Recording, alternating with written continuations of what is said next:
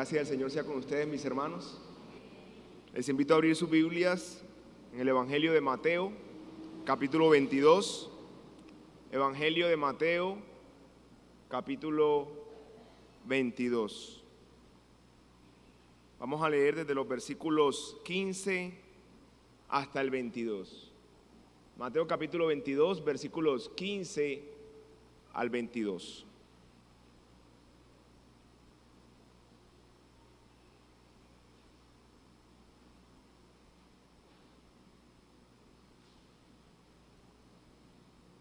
Leo para ustedes. Entonces se fueron los fariseos y consultaron cómo sorprenderle en alguna palabra. Y le enviaron los discípulos de ellos con los herodianos, diciendo: Maestro, sabemos que eres amante de la verdad y que enseñas con verdad el camino de Dios y que no te cuidas de nadie, porque no miras las apariencias de los hombres. Dinos pues, ¿qué te parece? ¿Es lícito dar tributo a César o no? Pero Jesús, conociendo la malicia de ellos, les dijo: ¿por qué me tentáis, hipócritas? Mostradme la moneda del tributo. Y ellos le presentaron un denario. Entonces les dijo: ¿de quién es esta imagen en la inscripción? Le dijeron: de César. Y les dijo: da pues a César lo que es de César, y a Dios lo que es de Dios. Oyendo esto, se maravillaron y dejándole, se fueron. A mi parecer, nos encontramos frente a uno de los pasajes más maravillosos de la Escritura. Frente a uno de los pasajes más maravillosos de las Escrituras. Yo creo que la mayoría de los que están en este lugar, aún no sean creyentes, nos estén visitando, alguna vez han escuchado la frase: dar al César lo que es del César y a Dios lo que es de Dios. Pero para contextualizarnos un poco de por qué Jesús les da esta respuesta a los fariseos, de cuál es la causa de esta respuesta, es bueno que recordemos quiénes eran los fariseos, quiénes eran los herodianos que estaban ahí con ellos. Los fariseos era un grupo religioso muy importante, quizás el más importante en la época del Señor. Pero en esta ocasión, los fariseos que aborrecían al Señor, por cierto, se unieron con otro grupo totalmente diferente a ellos. Un grupo totalmente opuesto. Diríamos, los fariseos se unieron a sus enemigos a fin de armar un complot contra el Señor.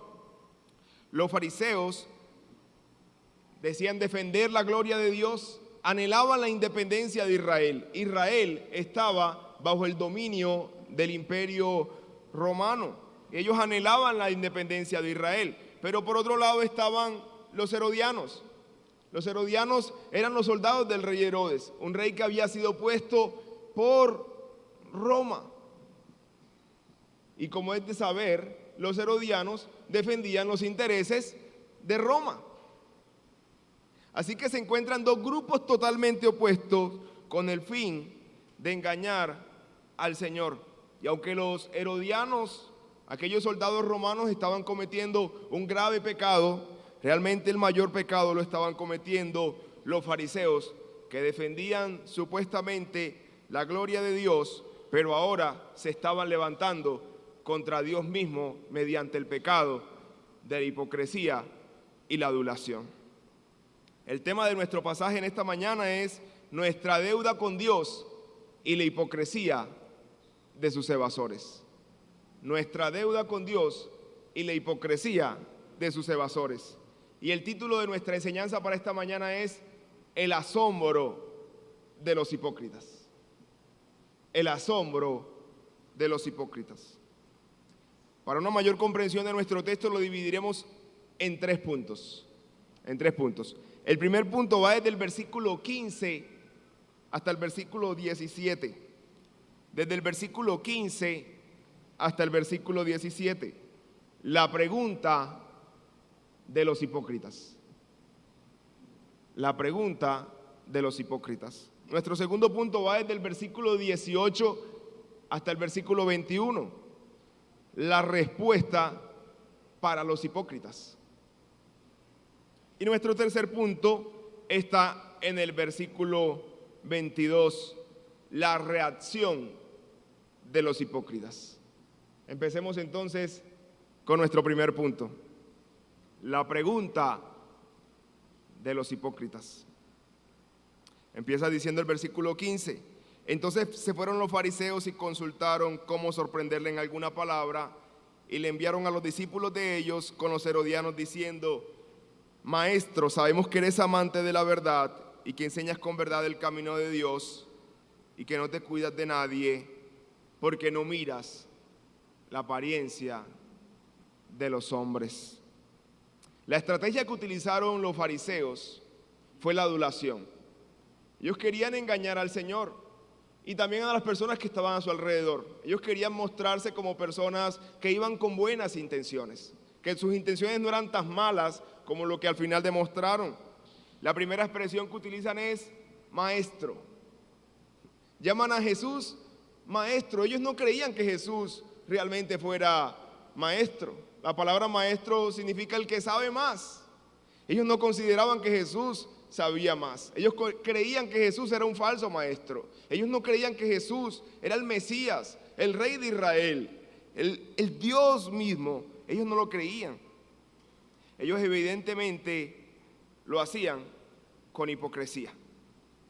Ellos pensaban que Jesús era un charlatán, un falso maestro, pero no solamente le llaman maestro, luego le dicen amante de la verdad. Tú eres amante de la verdad. Esta frase tiene una gran implicación.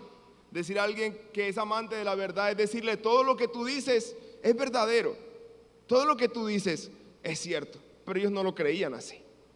Ellos no creían que Jesús era un hombre íntegro y que tus palabras eran totalmente ciertas, aunque las palabras de Jesús siempre han sido verdaderas y han sido certeras.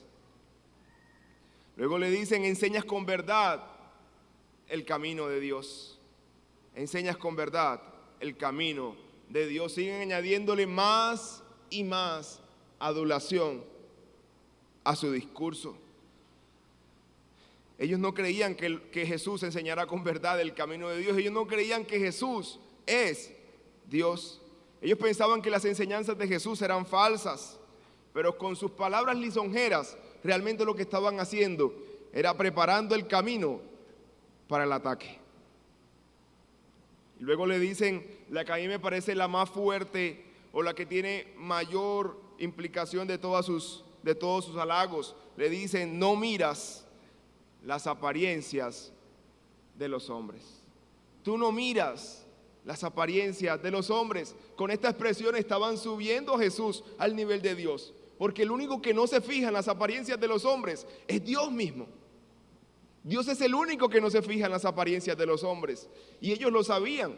Nosotros nos fijamos en las apariencias de los hombres. Las escrituras nos lo demuestran así. El profeta Samuel, uno de los grandes siervos del Señor en las escrituras, tuvo que ser exhortado por Dios mismo. Cuando fue a escoger el rey, Dios le dijo, oh Samuel, no escojas al que tú crees que es el más grande, el más fuerte, el más hermoso, porque yo no miro las apariencias. Samuel fue engañado por las apariencias. Samuel se dejó llevar por las apariencias. Y no solamente Samuel, los 11 apóstoles anduvieron 3 años con el peor de todos los hipócritas, con Judas, y no lo reconocieron como hipócrita. No lo reconocieron como hipócrita, a tal punto que le entregaron la tesorería. Era una persona de confianza para ellos. Era una persona de total confianza para ellos. Así que lo que ellos le están diciendo a Jesús, tú no miras las apariencias, tú conoces el corazón de los hombres. Tú eres Dios mismo. Aunque ellos no lo creían así. Así que luego de querer ganarse la confianza del Señor y de los que estaban a su alrededor con sus palabras lisonjeras, ahora sí se lanzan al ataque. Ahora sí muestran realmente cuáles son sus intenciones. Versículo 17. Dinos pues, ¿qué te parece? ¿Es lícito dar tributo a César o no? Esas eran sus intenciones desde el principio. Por un lado, estaban los judíos que esperaban un rey que los libertara de la opresión de Roma. Los judíos esperaban un rey que los libertara de Roma, que los libertara de la gloria y de la honra que tenían que darle a Roma y volver y dársela a Dios. Pero por otro lado estaban los romanos, que estaban esperando que si alguien intentaba hacer cualquier tipo de revuelta, se lo llevaban preso. Así que con esta palabra, con esta pregunta, ellos pretendían dejar a Jesús entre la espada y la pared. Si dice que hay que pagar los impuestos a Roma y ya no hay que hacer más nada, entonces todos aquellos judíos que anhelaban la liberación de Israel inmediatamente iban a abandonar a Jesús. Pero por otro lado, los soldados romanos estaban listos para llevárselo si decía que no había que pagar impuestos. Lo que sucedió luego en el año 70 después de Cristo con el general Tito Vespasiano. Se levantó una revuelta y eso trajo como consecuencias la destrucción de Jerusalén. Así que realmente la pregunta que le estaban haciendo al Señor, pretendían dejarlo entre la espada y la pared, o abandonado por todos sus seguidores, o preso y quizás inmediatamente muerto por Roma. Así que ellos pensaron, logramos nuestro propósito. Logramos nuestro propósito. Pero lo que ellos no sabían es que Jesús no puede ser avergonzado. Jesús no puede ser avergonzado. Él es más sabio que Salomón. Salomón tenía que sentarse también a los pies del Señor a escuchar sus palabras. Lo que ellos pensaron para mal, Dios lo usaría para bien.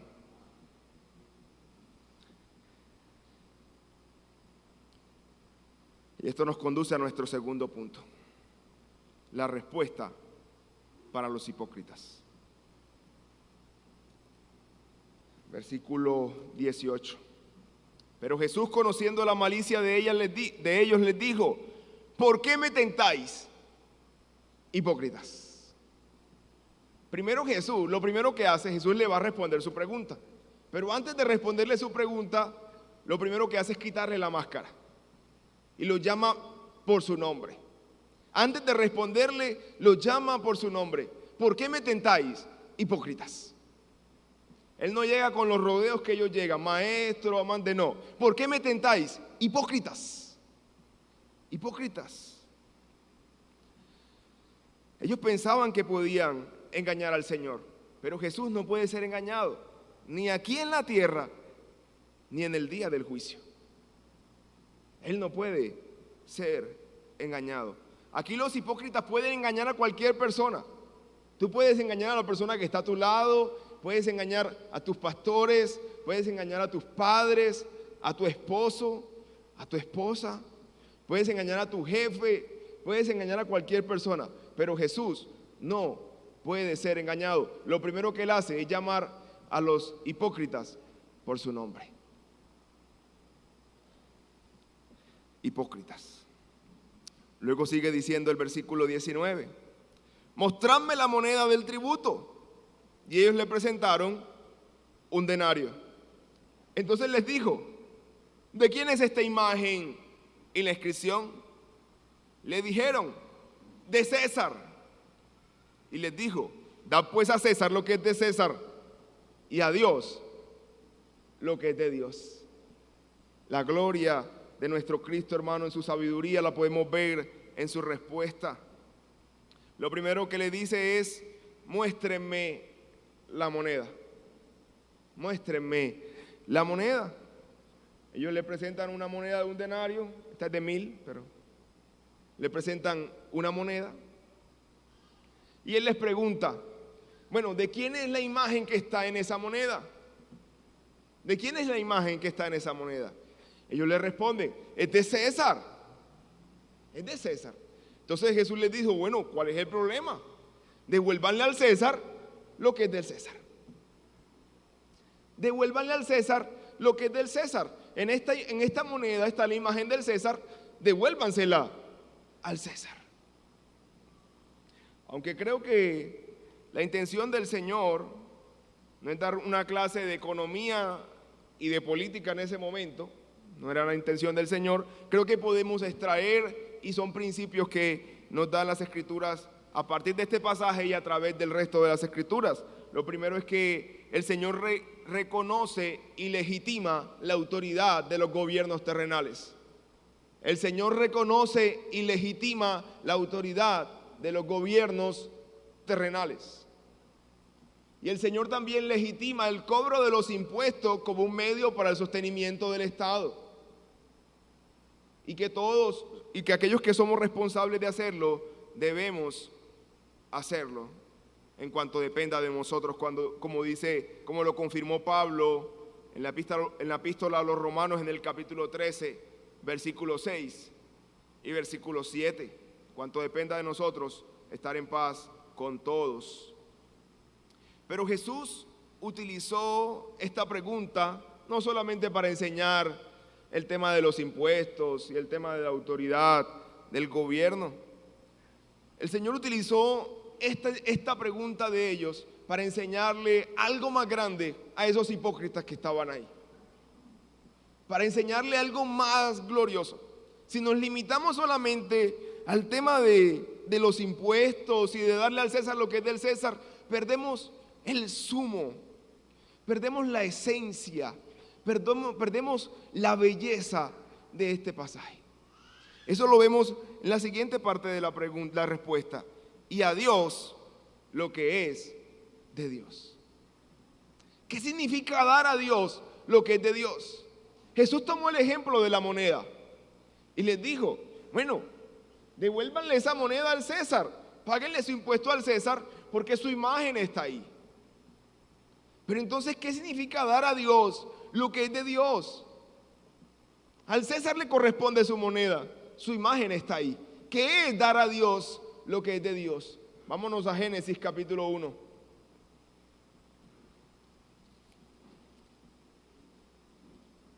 Versículo 26 y versículo 27.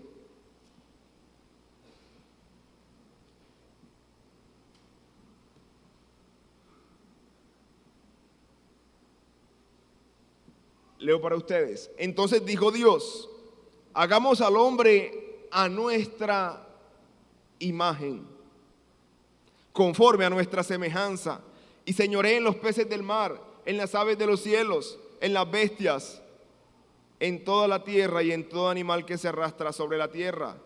Y creó Dios al hombre a su imagen. Y creó Dios al hombre a su imagen. A imagen de Dios lo creó, varón y hembra los creó. La moneda le correspondía a César porque su imagen estaba allí. A Dios le corresponde todo nuestro ser, toda nuestra vida, porque su imagen está puesta en nosotros. Nosotros somos la moneda de Dios. Nosotros somos la moneda de Dios. Así que ¿qué debemos devolverle a Dios? Toda nuestra vida, todo nuestro ser, todo lo que somos, todo lo que hacemos, todo le pertenece a Él, porque su imagen está puesta en nosotros. Fuimos hechos a su imagen, a Él le pertenecemos, somos su moneda. Los fariseos no lo habían entendido así, ellos vivían para su propia gloria. Ellos se habían tomado la gloria que le corresponde a Dios, se la habían tomado para ellos. El hipócrita vive para sí mismo, vive para que la gloria se la den a él. Él desea la gloria de Dios para él. El hipócrita quiere que el pueblo de Dios sea su pueblo. Así que el Señor le está diciendo, la gloria que es mía, devuélvanmela. Mi pueblo que es mío, como se lo había dicho en el capítulo anterior, mi viña que es mía, ustedes se la habían robado, devuélvanmela. Darle a Dios lo que es de Dios. Así que el principal impuesto, aunque hay que pagar el impuesto al Estado, el principal impuesto que todos los seres humanos debemos pagar es nuestra propia vida al Dios que nos creó. Al Señor le debemos un impuesto mayor que al César. Y lo debemos todos, los creyentes y los ateos, los judíos y los no judíos, todos nos debemos a Dios. Los niños se deben a Dios, los adultos se deben a Dios, los ancianos se deben a Dios. Fuimos creados a su imagen. Niños, fuimos creados a la imagen de Dios. No nacimos del mono, no nacimos por una explosión del Big Bang. Fuimos creados a la imagen de Dios. Nos le debemos por completo a Él.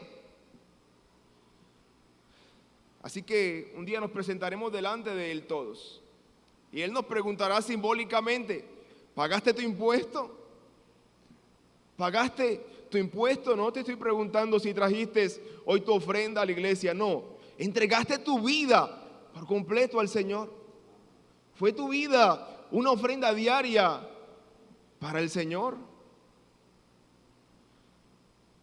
Y esto nos conduce a nuestro tercer y último punto: el asombro o la reacción de los hipócritas.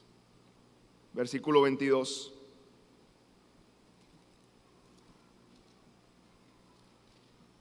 Oyendo esto se maravillaron y dejándole se fueron. A diferencia de otras conversaciones que los fariseos habían tenido con el Señor, en esta sucede algo particular. Si ustedes analizan en todo el Evangelio y luego lo que hemos estado estudiando en el libro de los Hechos, generalmente los fariseos, luego de las conversaciones con el Señor y con los apóstoles, salían enojados. Salían muy enojados. Pero en esta ocasión ellos no se enojaron como lo habían hecho anteriormente. En esta ocasión dice que ellos se maravillaron. Por un momento la palabra de Dios al parecer penetró en sus corazones. Y en vez de enojarse, ellos reconocieron que Cristo estaba hablando con ellos. Quizás por un momento vieron su hipocresía. Quizás por un momento ellos reconocieron que se querían robar y que se habían robado durante mucho tiempo la gloria que le corresponde a Dios. Y por eso por un momento se maravillaron. Y a mí me sorprende esto, porque maravillarse no es suficiente delante del Señor. Estos hipócritas se maravillaron por un momento, pero luego se fueron. Quizás luego de sorprenderse pensaron: bueno, perdimos otro debate más. Solamente perdimos un debate más. En otra oportunidad tal vez le ganaremos. Ellos prefirieron seguir por el camino de la hipocresía, un camino más ancho y tiene más recompensa en este mundo. Su admiración les demoró por muy poco tiempo, porque la hipocresía nuevamente puso la máscara sobre su rostro. Como dice la frase popular, no hay peor ciego que el que no quiere ver. Ellos estaban frente al Rey del universo. Ellos estaban frente al Mesías, ante el cual la mayoría de los que estamos aquí, de los creyentes en el mundo, nos inclinaremos con total admiración y adoración. Ellos estaban frente a Él. Ellos estaban frente al cual Moisés le dijo: muéstrame tu gloria. Pero no lo pudieron ver. La hipocresía no les permitió contemplar al dador de la vida, al alto y sublime, al admirable. La hipocresía no les permitió verlo. Rechazaron al dador de la vida. Quiero dar algunas aplicaciones, mis hermanos. La hipocresía es la madre de todos los pecados. La hipocresía es la prostituta entre todos los pecados. Los demás pecados pecan con la hipocresía. Es más, el infierno está hecho principalmente para los hipócritas. A veces cuando pensamos en la hipocresía decimos, bueno, todos tenemos cierto grado de hipocresía y puede ser así. Pero lo miramos con tanta trivialidad y lo miramos como algo que no tiene tanta trascendencia. Pero el Señor lo miró con total trascendencia. El Señor le dio mucha importancia. Y si quiere comprobar que es así, vaya conmigo en Mateo capítulo 24. Yo lo invito a que en casa se lea todo el capítulo 23 y vean ahí la acusación tan impactante que el Señor le hace a los fariseos, a los escribas, por su hipocresía. Pero miremos un momento en el capítulo 24, versículos 50 y 51. Leí este análisis que hizo el puritano William Gurnall, me pareció maravilloso la forma en la que hace esta comparación. Él dice, versículo 51, para una mayor comprensión lo pueden leer desde el 48, pero yo leo el versículo 50 y 51. Vendrá el Señor de aquel siervo en aquel día que éste no espera y a la hora que no sabe, y lo castigará duramente y pondrá su parte con los hipócritas. Allí será el lloro y el crujir de dientes. Miren dónde van a poner a los demás pecadores. Será su parte con los hipócritas. O sea, el infierno está diseñado principalmente para los hipócritas. Los demás pecadores, los fornicarios, los adúlteros, los mentirosos, van a tener su parte con los hipócritas. El infierno está diseñado principalmente para los hipócritas. ¿Será que tendremos que ver el pecado de la hipocresía con tanta trivialidad? ¿Será que vivir de una manera hipócrita no nos debe importar? ¿Será que ser una cosa el domingo en la iglesia y ser otra cosa cuando salgo de la iglesia el resto de la semana no me debe importar?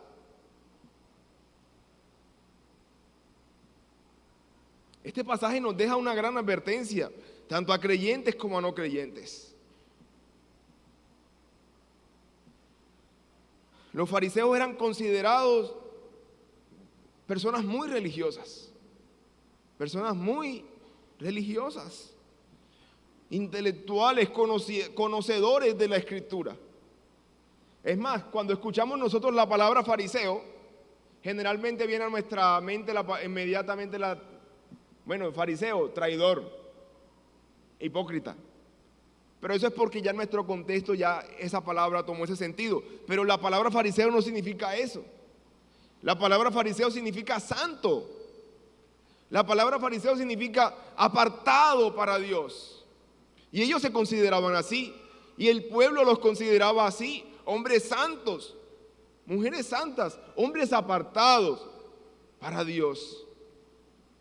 Pero ellos no sabían que eran tan hipócritas, que por encima del nivel de hipocresía de ellos ya no cabían más hipócritas. Ellos estaban ya en el tope de la hipocresía y no sabían que eran tan hipócritas como lo eran. Al punto que se decía que si 2 personas entraban al cielo, una tenía que ser fariseo. Una tenía que ser fariseo. Ellos se consideraban buenos creyentes, se consideraban salvos, pero no sabían que no solamente se asombrarían y se maravillarían ese día delante del Señor, sino en el día que se presenten delante del Señor, en el día del gran juicio. Esto también nos deja la advertencia a nosotros, hermanos, de que pertenecer a la mejor iglesia o a la mejor doctrina no es suficiente para ser salvos. Pertenecer a la mejor iglesia o a la mejor doctrina no es suficiente para ser salvo. Saberte de memoria las 5 solas no es suficiente para ser salvos. Decir soy calvinista no es suficiente para ser salvo. Esto pensaban los fariseos. El hipócrita se esfuerza en demostrar que sabe más que los demás, que es más santo que los demás, se esfuerza por demostrar una falsa santidad, hace todas las cosas externas necesarias, vestirse, hablar, hasta se atreve a orar como los cristianos. Aprende a comportarse como cristiano, especialmente en círculos cristianos. Sabe cómo comportarse. El hipócrita es como el camaleón, que se camufla fácilmente. Y es como el lobo, que cuando lame a la oveja, mientras la está lamiendo, está afilando el colmillo al mismo tiempo para atravesársela y matarla. Pero su corazón está totalmente lejos del Señor.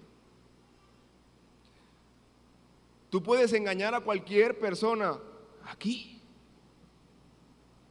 Puedes engañar a cualquier persona aquí. Como Judas lo hizo con los demás discípulos. Los engañó durante 3 años. Pero al Señor no lo puedes engañar. Él escudriña lo más profundo de tu corazón. Él sabe quién eres. Él sabe quién realmente eres. Y por tus pecados ocultos, como dice Romanos capítulo 2, un día serás juzgado. Aquellos que nadie más sabe, o que tú crees que nadie más sabe, por esos pecados, un día serás juzgado.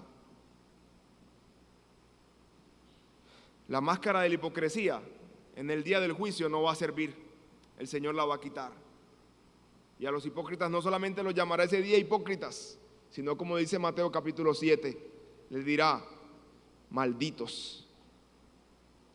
Le dirá maldita, apártate de mí, no te conozco. Pero aún hay esperanza para el peor de los hipócritas. Aún hay esperanza para el peor de los hipócritas. Saulo de Tarso era fariseo, era hebreo de hebreos, era un gran hipócrita, Es más, iba en camino a destruir a los siervos del Señor y el Señor se le atravesó en el camino. Y desde aquel día, Pablo no solamente se asombró, Pablo no solamente se maravilló, sino que abandonó la máscara de la hipocresía y se escondió detrás de la roca inconmovible. Él vio la fuente y se lavó.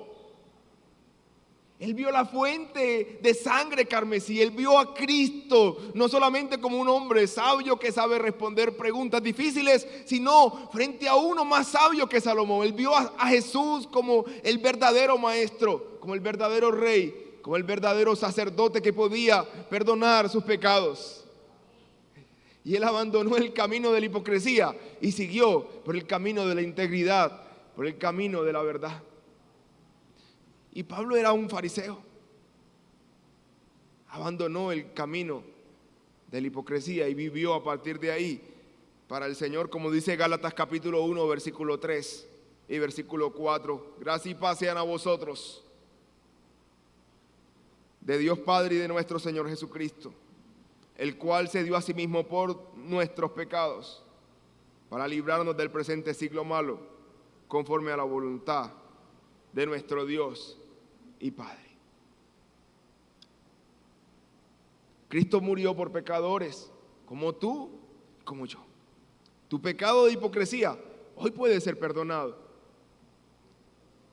Y no solamente el pecado de hipocresía, cualquier pecado que hayas cometido hoy puede ser perdonado. Si el pecado de la hipocresía, que es peor entre todos los pecados, puede ser perdonado, tu pecado hoy también puede ser perdonado.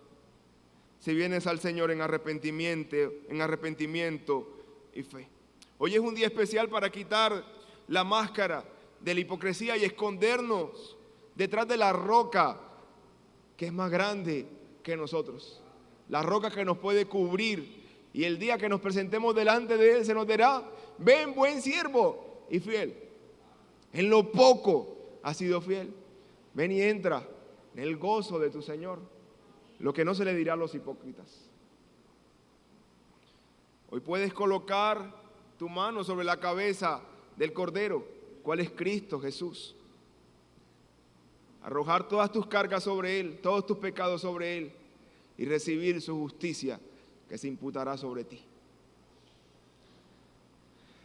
Hoy es un día para recordar, hoy el día del Señor es un día para recordar que nuestra vida le pertenece al Señor. Somos la moneda de Dios. Quisiera terminar con las palabras de un siervo del Señor. Si Cristo así me amó y vivió por mí, nada de lo que yo pueda hacer es demasiado para Él. Oremos. Padre, gracias te damos en esta mañana.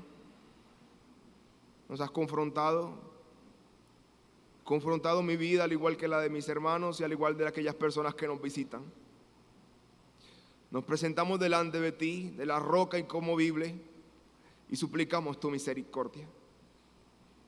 Muchas veces hemos sido como los fariseos, queriendo demostrar algo que no somos, viviendo una doble vida, una doble moral, comportándonos de una manera amable para ser aceptados como cristianos, pero Señor, eso no sirve de nada en el día del juicio.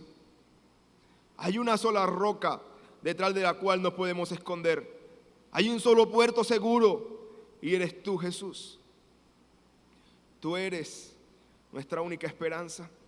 Acudimos a ti para ser cubiertos por ti, para ser bañados en ti, para ser limpiados en ti. Gracias te damos en Cristo Jesús. Amén.